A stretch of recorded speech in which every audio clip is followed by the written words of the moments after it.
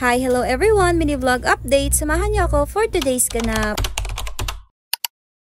Good morning people! Good morning everyone! Ngayong araw nga pala ay moving up ceremony ng pangalawa kong anak na babae. At kahit nga wala tayong tulog ay maaga pa rin nagising ang first son. Yes po mga mima, wala po talaga tayong maayos na tulog. Kasi alas 3 na yun ng madaling araw at muntik pang hindi ako magising. Naku po. Pero okay lang yan, ang mahalaga ay maayusan ko itong aking anak. At dahil nakabugera tayong nanay, kaya ito binunggahan ko talaga yung makeup niya. Bago ko pala minake-upan yung anak ko ay nag-ayos muna ako sa sarili ko. Hindi ko na binunggahan kasi nagmamadali na nga tayo kasi 5:30 na tayo nagising. Sobrang late na yon. At fast forward, nang makarating na kami sa school, ay ito na nga yung mga kaganapan. For the pila-pila na yung mga person kasi waiting na sila sa call para ihatid na yung mga graduate sa kanilang upuan. First time nga pala namin to naranasan. Kasi sa grade 3 kong anak, nung panahon niya ay pandemic, kaya walang ganitong kaganapan. Ang asawa ko nga pala ang pumasok sa anak namin. Kasi ang role ko for today is for the photographer ang person. Dito nga pala ay nagsimula na ang kanilang program. Kami ng asawa ko ay dito sa gilid ng gym umupo kasi napakainit doon sa likod dahil natapatan siya ng araw. Pinatayo na pala sila sa kanilang teacher at pinapila. Kasi maya-maya, papasok na sila sa gitna ng stage at kukunin na nila yung certificate nila. Wala namang masyadong kaganapan ang mga parents dito. Usually, yung mga bata lang talaga. Ang ganap lang talaga ng mga magulang ay bukod sa ihatid natin ang ating mga anak sa kanilang upuan, ay nilapitan din namin sila. Kasi may isang estudyanteng kumakanta sa gitna, parang dedication song ganun. Dedication song sa mga parents. Fast forward, dumating na din yung pinakakaantay kong moment na makapaglakad ang anak ko sa stage. Alam you everyone, dapat ang maramdaman ko dito ay saya lang. Kaso may aberyang nangyari at hindi ko na na-videohan ang anak ko na naglalakad sa stage. Buti na lang may kaibigan akong nakaupo sa stage at to the rescue siyang mag-video kay Pia. Thank you, Beshi! Pagkatapos nila tumanggap ng certificate, ay kumanta na agad sila lahat ng mga estudyanteng graduates.